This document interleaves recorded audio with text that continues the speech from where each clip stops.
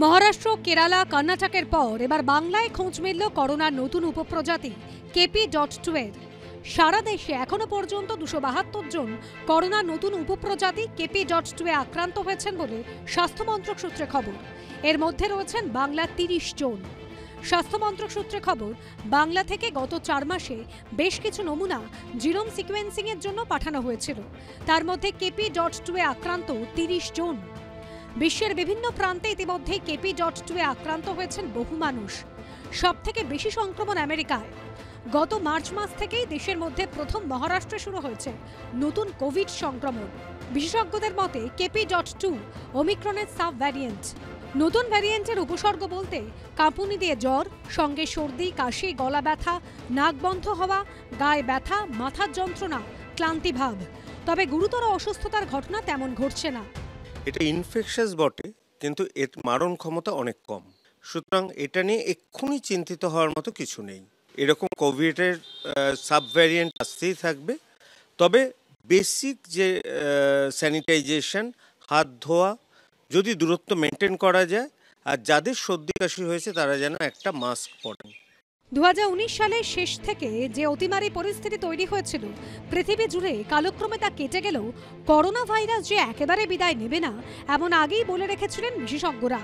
করোনার অভিঘাত কমেছে, ঢেউয়ের উচ্চতাও কমেছে ধীরে ধীরে, কিন্তু করোনা বারবার ফিরছে বিভিন্ন রূপে। এবার তার নতুন রূপ KP.2। সন্দীপ সরকার ও ময়ূখ ঠাকুর চক্রবর্তীর রিপোর্ট, এবিপি আনন্দ।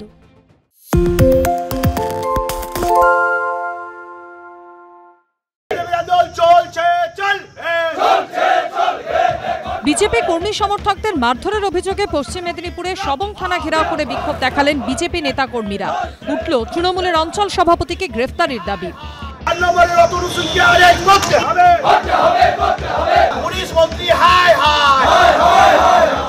বিজেপির অভিযোগ, ঘাটাল লোকসভায় ভোটের আগে সবংয়ের বিভিন্ন জায়গায় তাদের কর্মী সমর্থকরা আক্রান্ত হচ্ছেন। বাড়িতে হামলার পাশাপাশি রাস্তায় দেখলেও মারধর করা হচ্ছে। শুক্রবার গভীর রাতে রোগী দেখতে যাওয়ার সময় গ্রামীণ চিকিৎসক বিজেপি সমর্থককে বেধড়ক মারধর করা হয় বলে অভিযোগ। আমি সাইকেলে যাচ্ছি, ওরা বাইকে ছিল, আমি ব্যাকে আসতে পারিনি, ওখানেই ধরে আমাকে বিজেপি করবে এই বলে আমাকে মারধর শুরু করে তৃণমূলের লোকেরা। শনিবার সবং থানা ঘেরাও করে 5 ঘন্টা বিক্ষোভ দেখায় বিজেপি। ভারতীয় জনতা পার্টির কর্মী সমর্থকদের একজন করে পার্টি অফিসে তুলে নিয়ে যাচ্ছে, বন্দুকের বাঁট দিয়ে, রড দিয়ে মারধর করতেছে। পুরো এলাকা ঘিরে রেখে দিয়েছে, আবার কি হাতে পিস্তল ধরিয়ে ছবি তুলেছে। তৃণমূল ডাইরেক্টভাবে কোনো জায়গাতে কোনো কিছু করছে না, এলাকার গ্রামবাসীরা করছে। স্থানীয় তৃণমূল নেতৃত্ব জনরোষ বলে ব্যাখ্যা করলেও ঘাটালের তৃণমূল প্রার্থীর দাবি এই ঘটনা বিজেপির গোষ্ঠী কোন্দলের জের। কে সভা করবে তাদের গোষ্ঠীর মধ্যে ঝামেলাটা হয়েছে, এবং এখন যা দেখতে পাচ্ছি নিজেদের গোষ্ঠীর যে ঝামেলাটাও সেটা টিএমসির কাঁধে দিয়ে দিচ্ছে। সবং খুবই শান্তিশীল একটা জায়গা, এবং ওইখানে কোনো এই রকম আক্রমণ বা মাসল পাওয়ারের কোনো রাজনীতি হয় না।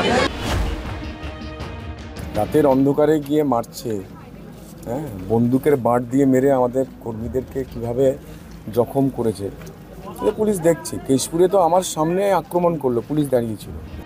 25শে মে ষষ্ঠ দফায় ঘাটাল লোকসভায় ভোট। তার আগে বিজেপি এবং তৃণমূলের চাপানুতরে সরগরম সবং। অমিত জানার রিপোর্ট, এবিপি আনন্দ, পশ্চিম মেদিনীপুর।